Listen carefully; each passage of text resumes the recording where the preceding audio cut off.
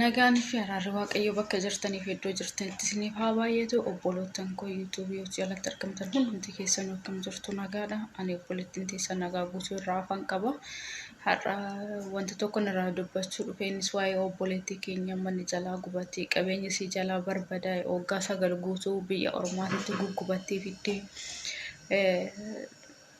jalaa gubatee wanti qabdu hundumtuu jalaa daaraa ta'e.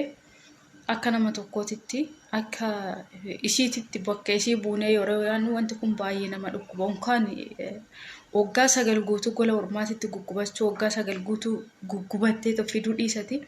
Nuyi miindaa keenyarraa jechuudha. Miindaa keenyarraa yoo birri 100 nurraa muranii guutuu nuuf kennuu osoo baatanii akkamitti akka gubannu maaliif dadhabnee waan finnuuf waan odoo aaran galfatiin hojjannee finnuuf baay'ee tokko nutti dhaga'ama jechuudha. Obboleettiin koo kun waggaa 9 guutuu gola Ormaa keessatti haadha Ormaatiin ifatamte, abbaa Ormaatiin ifatamte, daa'ima isaaniitiin ifatamte waggaa 9 jechuun mee umurii keessan irraa waggaa 9 guutuu gola Ormaatitti gubachuun amma nama dhukkubu yaada. San irratti immoo wanti qabdu hundumtuu hin jiru, daaraa ta'ee jira, gubatee jira yeroo namaan jedhanii namatti himan.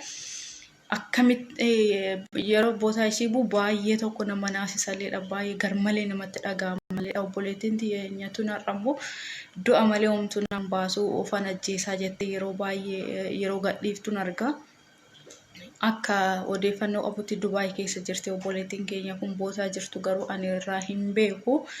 Garuu warroonni ishii beektanii fi warroonni itti dhiyaatan obboleettii keenya kana yaadanis ta'e gargaarsanis ta'e osoo bira dhaabbattanii jedhaan gara kootiin jechuudha. Namni na gaafatu yoo jiraate waan an qaburraa ishii gargaaruudhaa duubatti hin deebu. Maaliif namni tokko gaafa du'e yookaan gaafa sammuun isaa darbe gaafa maraate hidhii walii tuuxunumaa miti.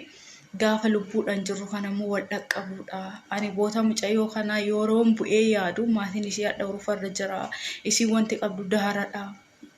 Hojjattee argatti.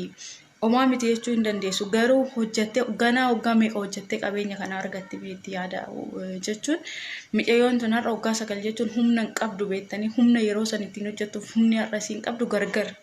Hundumti keenya warroonni gola Ormaa hojjennu immoo kana hin beekna. Kanaafi har'ammoo wanti hundumtuu bootaa qaalii ta'ee waddade kanarratti wanta kana bootaa buusuu akkamitti dandeessi bootaa ishii buunee osoo yaanneen jedha. Wanta qabnuun osoo bira dhaabanne mucayyoo kana osoo ofitti qabne odoo ishiin homaan ta'iniin dura osoo qaqqabneen jedha.